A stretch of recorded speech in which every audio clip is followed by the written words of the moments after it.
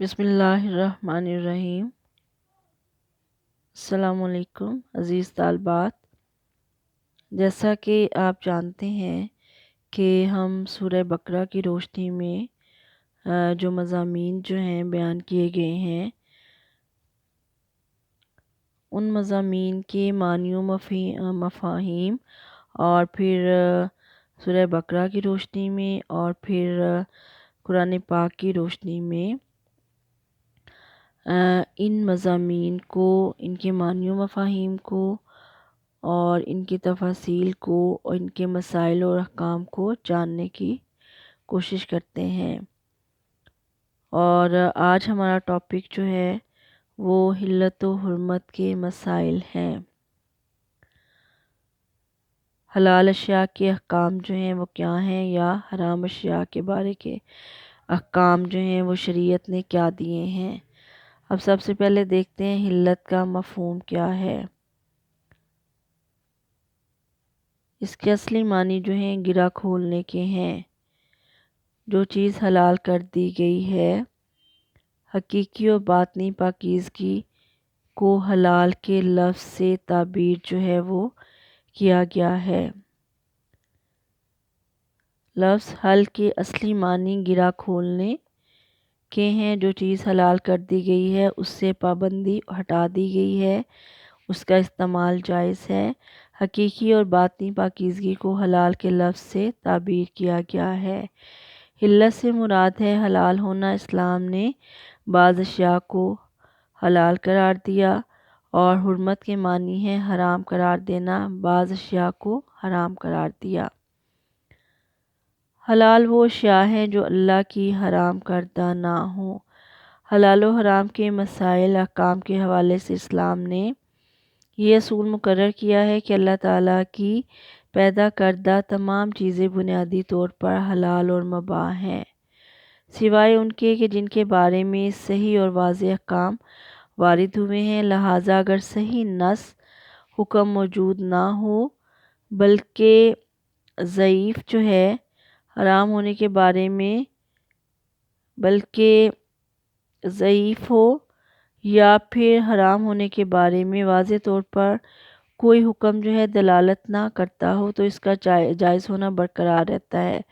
یعنی اس کا حکم جو ہے وہ ضعیف حکم سے دیا جائے، یا پھر واضح طور پر کوئی حکم موجود نہ ہو، تو تب تک وہ چیز جو ہے وہ حلال ہی کہلائے گی، جب تک کہ واضح حکم اس کے بارے میں نہ مل جائے۔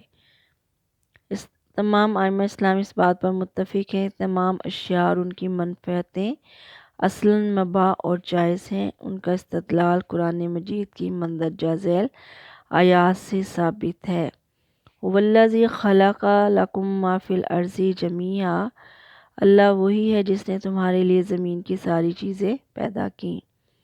الم تروا ان اللہ سخر لکم ما فی السماوات وما فی الارض واسبغ علیکم نعمہ ظاہرۃ و باطنہ، کیا تم نے نہیں دیکھا کہ، یا تم نے غور نہیں کیا کہ اللہ تعالیٰ نے آسمانوں اور زمین کی ساری چیزیں تمہارے لیے مسخر کی ہیں، اور تم پر اپنی ظاہری اور باطنی نعمتوں کا اتمام کیا ہے۔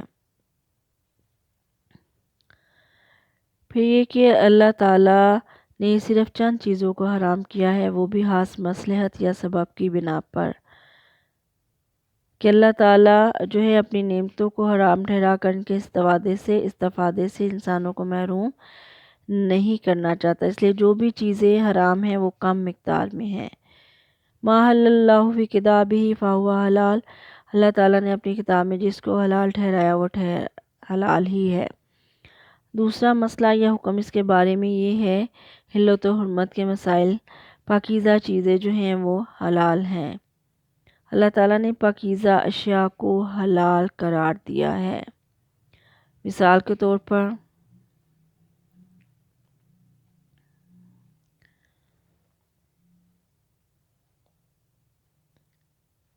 یا ایھا الناس کلوا مما فی الارض حلالا طیبا، یا ایھا الناس کلوا مما فی الارض حلالا طیبہ، اے لوگو زمین میں جو پاکیزہ اور حلال چیزیں ہیں ان میں سے کھاؤ۔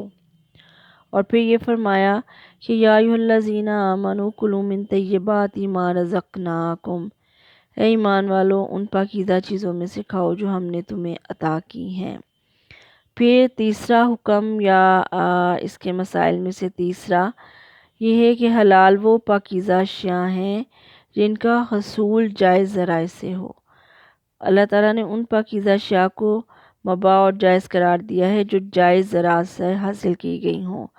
اگر ناجائز ذرائع سے حلال چیزیں حاصل کی گئی ہوں، چوری، لوٹ مار، ڈاکہ، غصب، رشوت، خیانت، ناپ تول میں کمی، غداگری، کعبہ گری، سود، ظہیرہ اندوزی اور ملاوٹ وغیرہ سے حاصل کردہ ہوں تو مباح اور پاکیزہ ہونے کے باوجود وہ حرام کے زمرے میں آتی ہیں۔ پھر یہ کہ حلال کو حرام ٹھہرانا جو ہے وہ کبیرہ گناہ ہے۔ جس طرح مال حرام کا حلال ٹھہرانا قابل مذمت اور گناہ کبیرہ ہے، بالکل اسی طرح سے حلال کو حرام ٹھہرانا بھی اللہ تعالیٰ کے اختیارات میں سے شرک کے مترادف ہے۔ قرآن حکیم نے مشرکین کے حلال و حرام کے معاملے میں طرز عمل کو غلط قرار دیا ہے۔ قرآن یہ کہتا ہے قُلْ أَرَأَيْتُم مَّا أَنزَلَ اللَّهُ لَكُم مِّن رِّزْقٍ فَجَعَلْتُم مِّنْهُ حَرَامًا وَحَلَالًا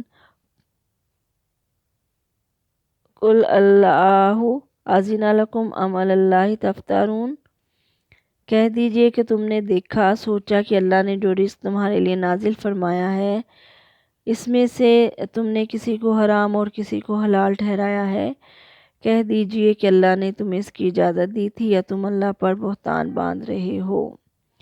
قُلْ مَنْ حَرَّمَ زِینَةَ اللَّهِ الَّتِی أَخْرَجَ لِعِبَادِهِ وَالطَّیِّبَاتِ مِنَ الرِّزْقِ، حرام ٹھہرایا، فرما دیے کس نے حرام ٹھہرایا ہے اشیاء زینت کو جو اللہ تعالیٰ نے اپنے بندوں کے لیے پیدا کی اور پاکیزہ روزی کو۔ پھر یہ کہ حلال کا دائرہ وسیع کر کے اللہ تعالیٰ آسانیاں پیدا کرنا چاہتا ہے۔ اسلام بیجا تنگی کا قائل نہیں،